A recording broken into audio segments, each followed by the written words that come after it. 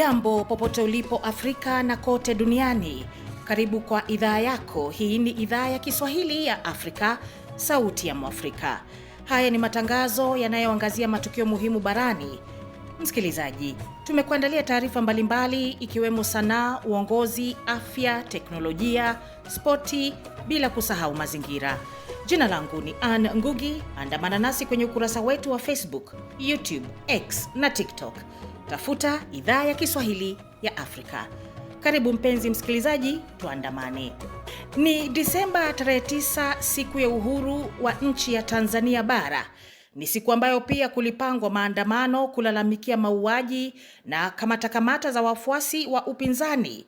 Je, hali imekuwaje na ni nini mustakabali wa taifa hili kubwa na makao makuu ya Afrika Mashariki? Mpaka tunavyozungumza utulivu upo, na kikubwa ni kwamba kuna ulinzi maeneo tofauti kwamba kwa ajili ya lolote linaloweza kutokea. Kwa hivyo mpaka sasa hivi kuna baadhi ya watu waliojitokeza wanaendelea na shughuli zao, lakini sio ile idadi ambayo mara zote tumekuwa tukitegemea. Kwa taarifa hizo na nyinginezo kutoka Afrika, kaa nasi.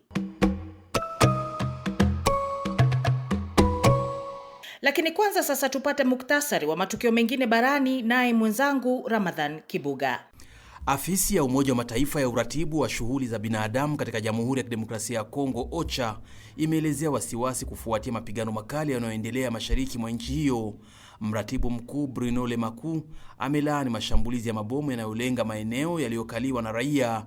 Mapigano ya sasa ameripotiwa katika miji ya Uvira, Walungu, Mwenga, Shabunda, Kabare, Fizi na Kalehe. OCHA imeongeza kwamba zaidi ya raia 200,000 wamekimbia makazi yao, huku wengine wengi wakipoteza maisha yao na wengine kujeruhiwa katika makabiliano ya sasa. Mji wa Uvira umekuwa na wakimbizi wa ndani milioni 1 waliotoroka mapigano Goma na Bukavu, na kwa sasa wamelazimika kukimbia zaidi kwa hofu ya usalama wao. Maafisa wa juu wa kijeshi waliotekwa nyara na kundi la wanajeshi waliojaribu kuipindua serikali wameachiliwa huru. Haya yanajiri wakati dola za usalama nchini Benin zimezidisha kasi ya kuwasaka wahusika wakuu wa jaribio hilo la Jumapili ambalo lilitibuka.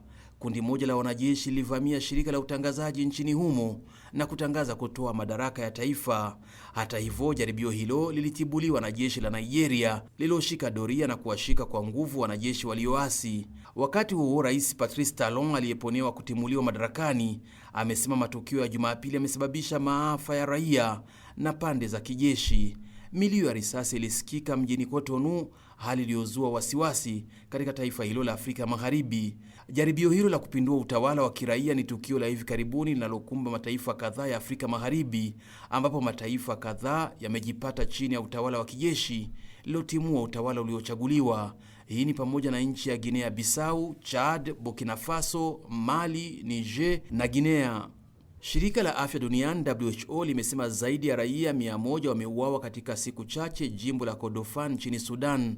Jimbo hilo limeripotiwa kulengwa na mashambulio yaliyolenga shule za chekechea, hospitali, soko na vituo maalum vya raia. WHO imesema maafisa wa afya walishambuliwa wakati wakiwasafirisha manusura wa mashambulio hayo. Mitambo yote ya mawasiliano imekatika kutokana na mapigano ya sasa kati ya wanajeshi wa Sudan na kundi la RSF. Maafisa wa afya ambao hospitali yao ilishambuliwa wamelalamikia wapiganaji wa RSF kwa kulenga taasisi za kiraia. Matukio ya sasa yanajiri wakati Marekani, Saudi Arabia, Misri na milki za Kiarabu zimewasilisha mkataba wa kusitisha mapigano nchini Sudan ambao unapingwa na jeshi la nchi hiyo. Huku haya yakiarifiwa, mahakama ya kimataifa ya uhalifu wa kivita imetoa hukumu ya kifungo cha miaka 20 jela kwa aliyekuwa kiongozi wa kundi la waasi wa Janjaweed nchini Sudan.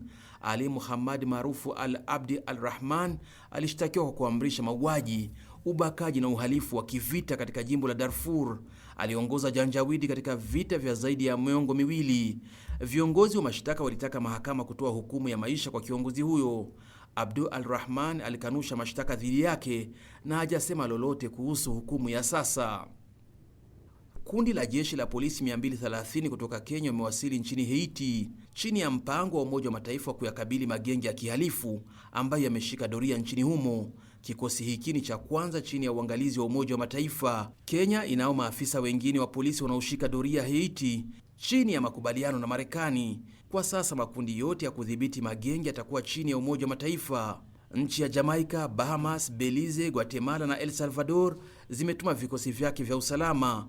Umoja wa Mataifa umewezesha vikosi vya sasa kukabili magenge yenye silaha nchini Haiti ambayo yamelaumiwa kutoka Marekani.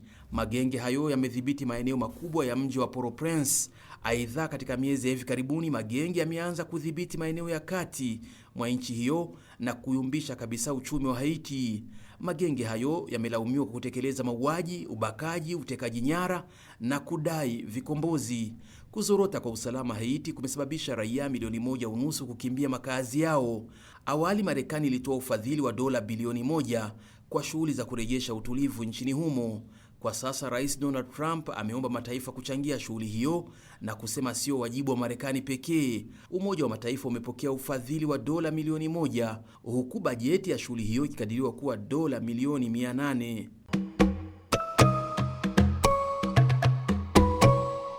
Shukran sana Kibuga, na moja kwa moja tuanzie nchini Tanzania ambapo taifa hilo la Afrika Mashariki limeadhimisha siku yake ya uhuru kutoka kwa ukoloni wa Uingereza.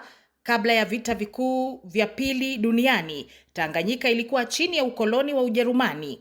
Aidha, siku hii ilitazamwa na wengi kuwa ya kipekee.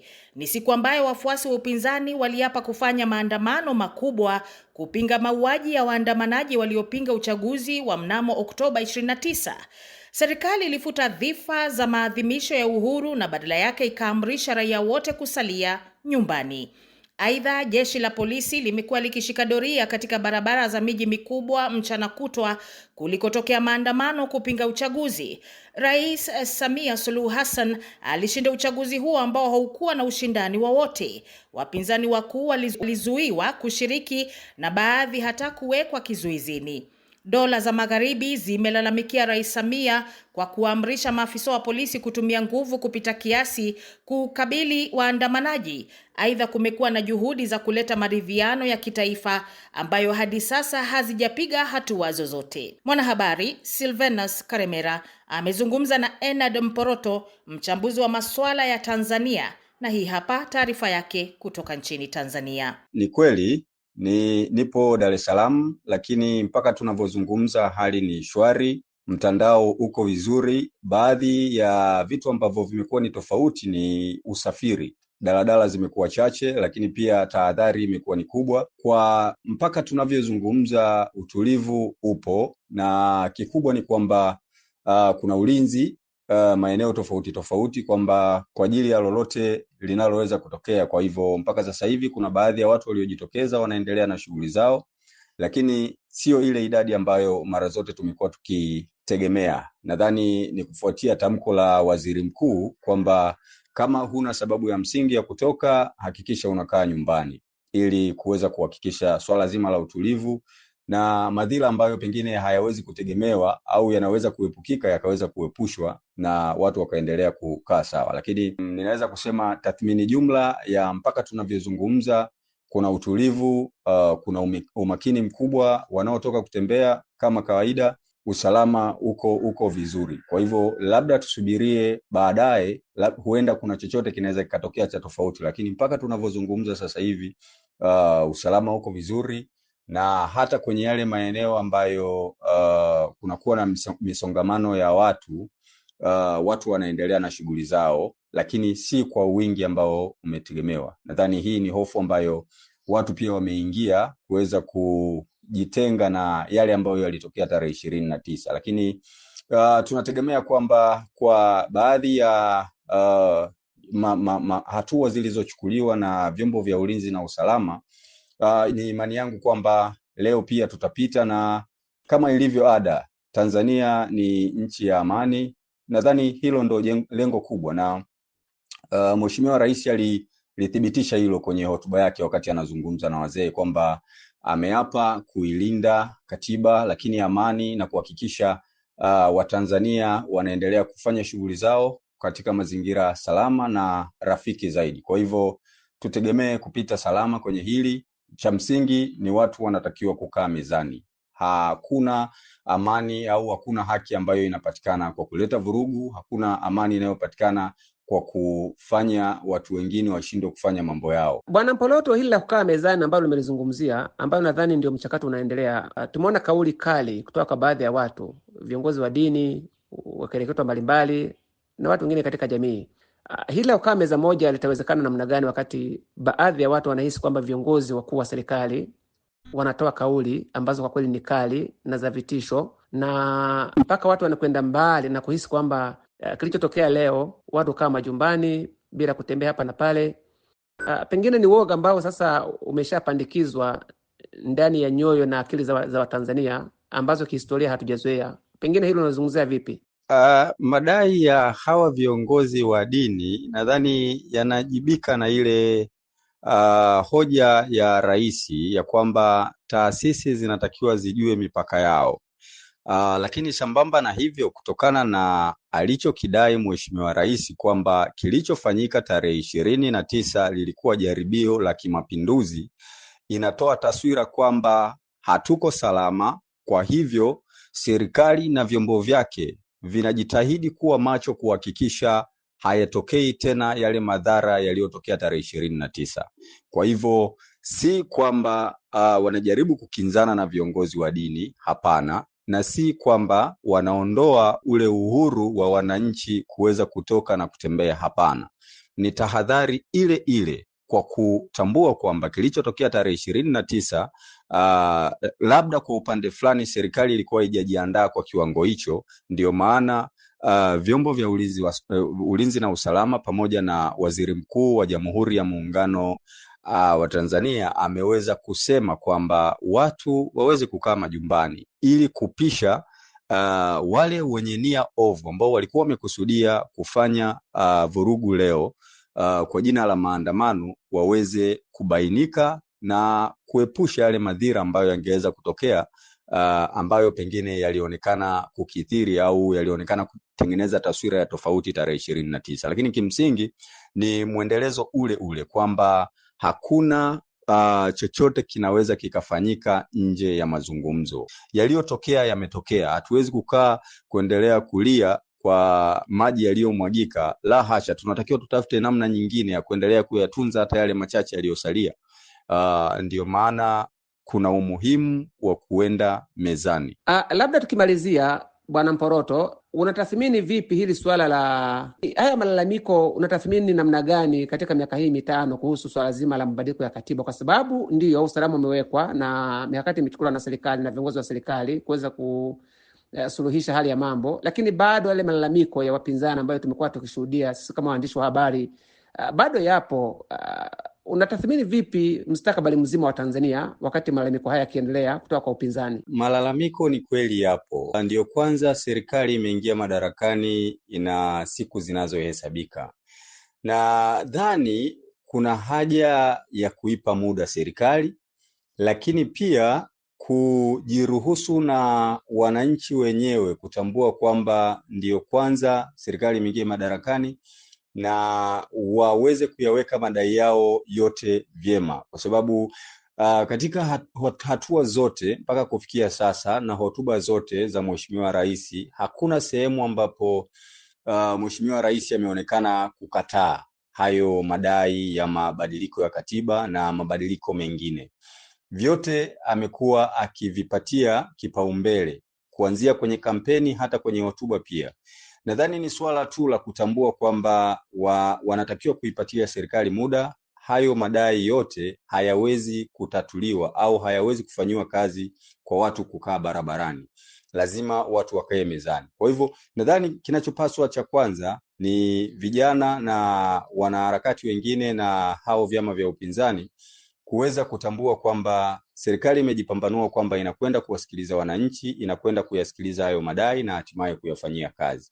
Sasa kama huo ndio mustakabali na maamuzi ya serikali, basi serikali ipewe muda ili iweze kutekeleza majukumu kama ambavyo imeahidi. Tuihukumu pale itakaposhindwa kufikia yale malengo ambayo imeyaweka kwenye ilani, imeyaweka kwenye ahadi zake. Na basi huyo amekuwa ni Silvanus Karemera, mwanahabari wa idhaa ya Kiswahili Sauti ya Mwafrika, akihitimisha mazungumzo na Ennard Mporoto, mchambuzi wa masuala nchini Tanzania.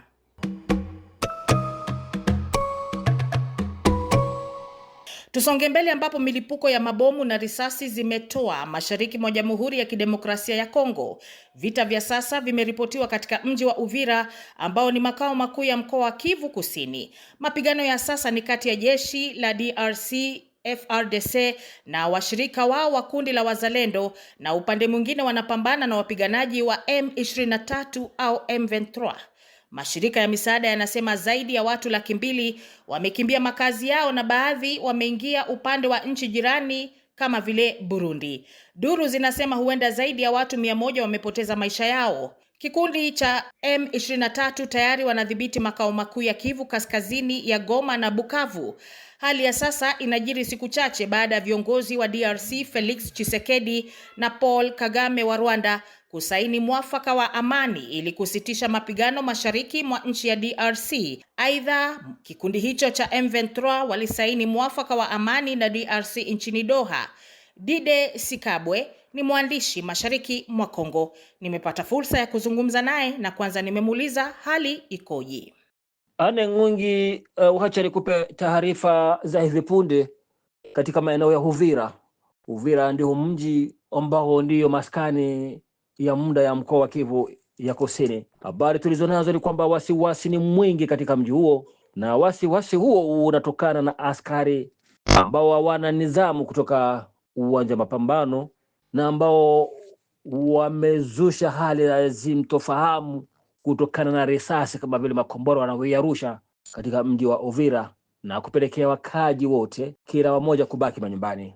Hali hiyo ilianza kabla ya adhuhuri na ikaendelea kuwa mbaya mnamo saa za alasiri hadi jioni.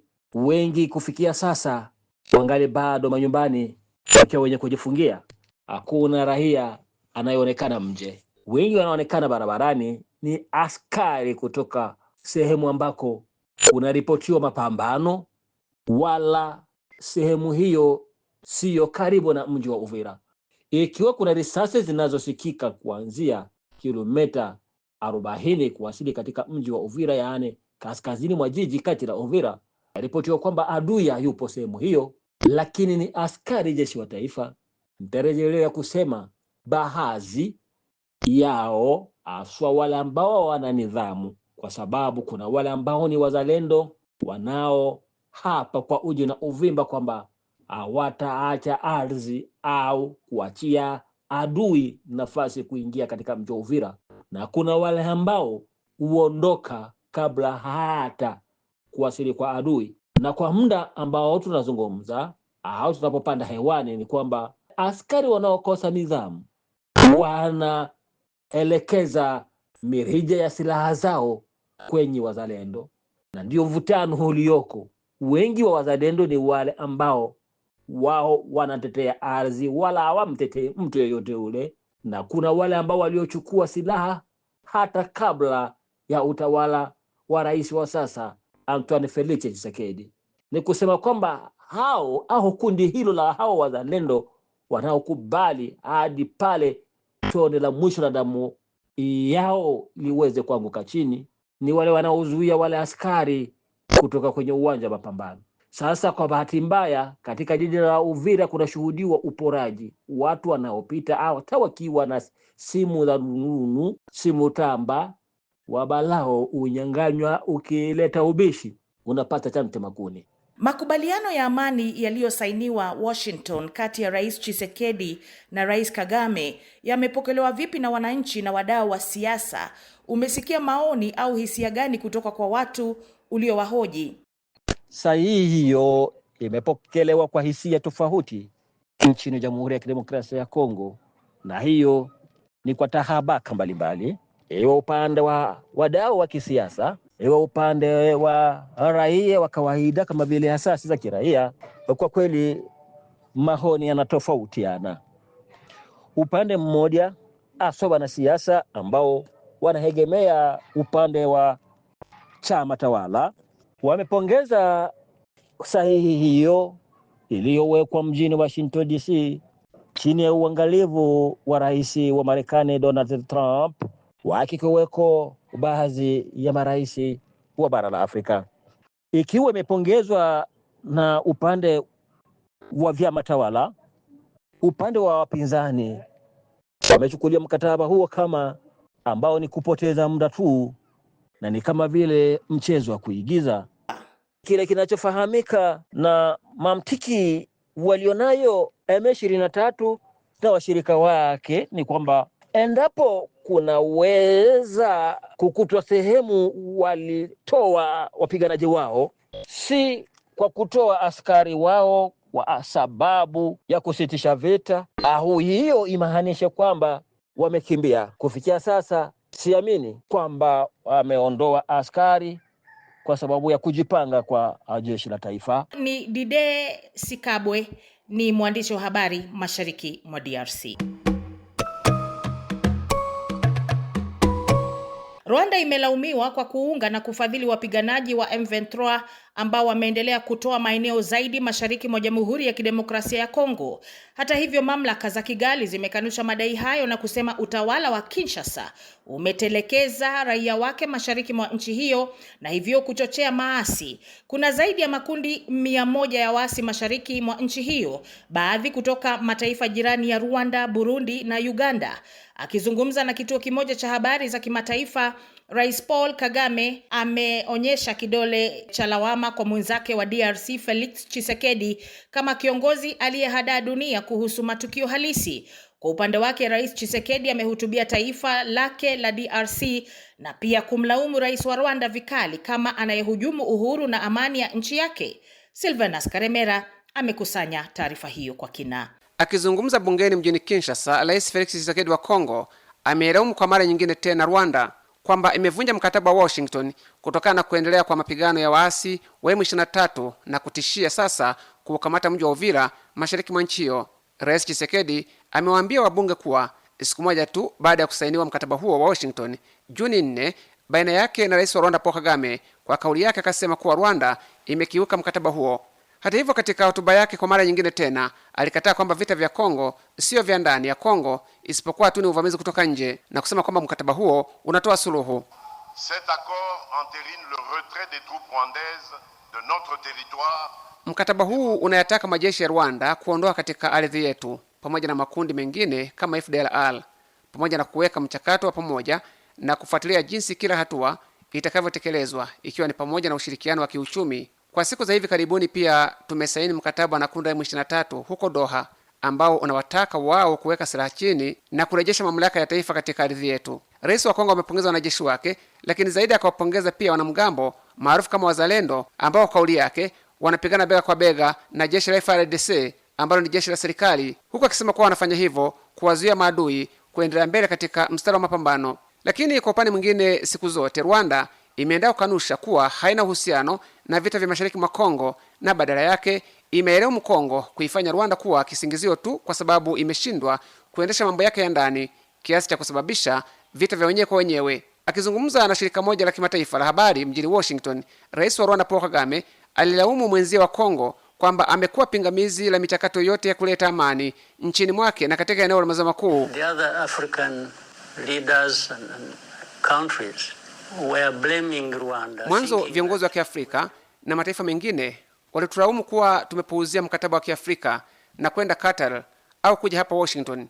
Lakini kumbe ni rais huyo huyo wa Kongo Tshisekedi aliyefanya mpango huo akidhani kuwa atawarubuni watu ili waamue mambo kwa kumpendelea, kwa sababu siku zote anadhani kuwa Kongo ni nchi kubwa na yenye utajiri wa rasilimali na madini. Kwa hiyo kila mmoja anahitaji maslahi pale. Kwa hiyo alidhani kuwa atawahonga watu na kufanya mambo anavyopenda yeye, lakini kumbe tulipokuja kuyagundua haya ndipo tuliwafanulia watu na wakatuelewa, na ndiyo maana hatimaye ilipatikana michakato ya Doha na Washington, kwa sababu kila mmoja una umuhimu wake. Kwa hali hii ya lawama baina ya nchi mbili, wadadisi wanahisi kuwa swala mpambano litaendelea kuwepo kwa sababu nguvu ya serikali ya Kongo inaelekezwa kuilaumu Rwanda na si kuelewana na waasi ambao sasa wanatishia kuchukua mji mwingine mkubwa wa Uvira unaopatikana karibu na Burundi. Silvanus Karemera, Idhaa ya Kiswahili, Sauti ya Afrika, Kigali.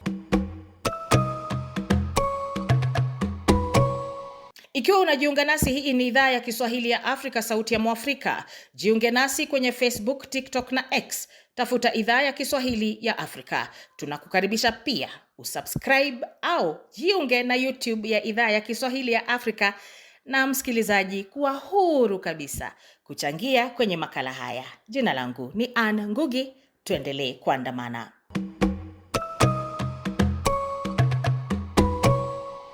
Tume ya haki za binadamu ya Uganda kwa ushirikiano na mashirika mengine ya kutetea haki za binadamu zimetaka vyombo vya usalama nchini Uganda kutotumia nguvu ya kupita kiasi dhidi ya wananchi msimu huu wa kampeni.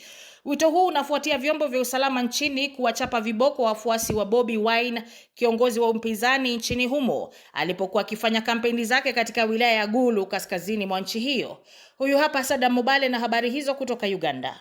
Zikiwa zimesalia siku 38 wananchi kupiga kura, mashirika ya haki za binadamu yameongeza shinikizo kwa vyombo vya usalama kutekeleza majukumu yao kwa weledi na kutumia nguvu za kiasi wanapodhibiti umma kipindi hiki cha kampeni. Jumamosi, wakati mgombea wa rais Robert Kyagulanyi anajulikana kama Bobi Wine alipokuwa akielekea kwenye mkutano wa kampeni mjini Gulu, maafisa wa usalama walionekana wakiwapiga na kuwachapa baadhi ya wafuasi wake.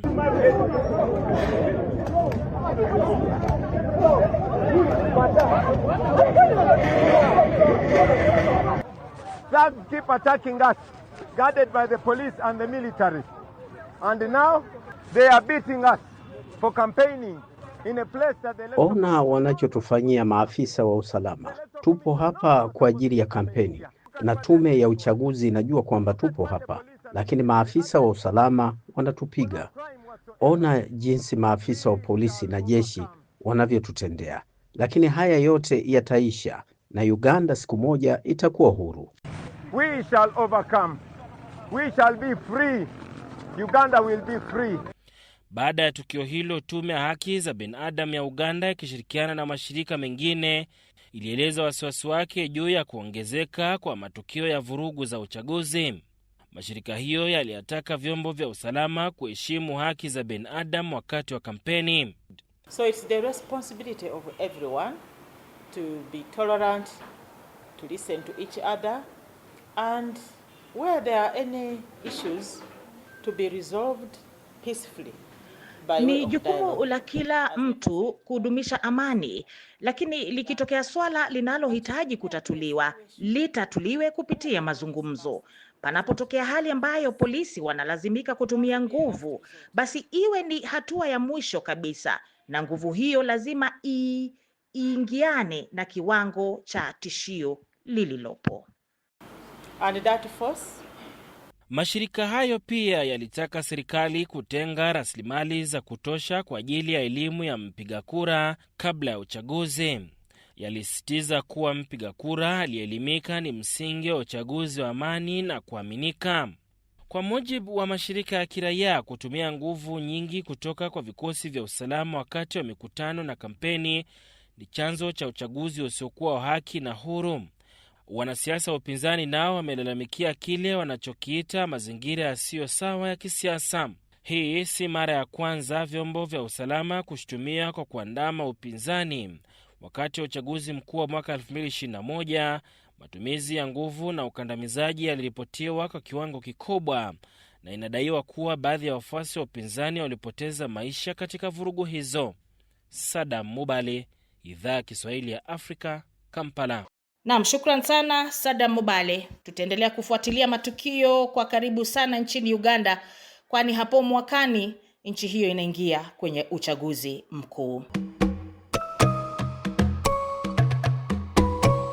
Mwafaka wa Washington kati ya DRC na Rwanda umeonekana kuyumba siku chache tu baada ya kutiwa saini, huku viongozi wa mataifa hayo wakianza kurushiana maneno makali. Hatua hii imeibua hofu mpya miongoni mwa wakazi wa maeneo ya mpakani ambao wamevumilia miaka ya vita, ukosefu wa usalama na ukosefu wa matumaini. Kukwama kwa makubaliano hayo kunafufua wasiwasi kuwa maslahi ya kisiasa ya viongozi yanapewa kipaumbele kuliko ustawi na amani ya wananchi wa kawaida.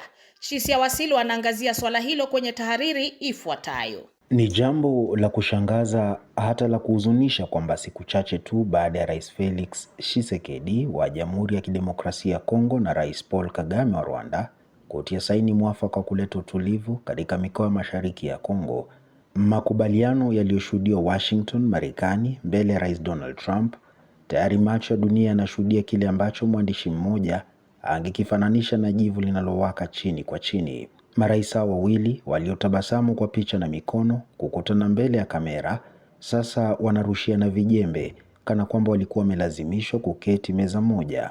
Maneno yao yamejaa ushindani, tuhuma na chuki zilizojaa vumbi la kihistoria ile ile iliyozua vita vilivyoua maelfu na kuwafanya mamilioni kuwa wakimbizi.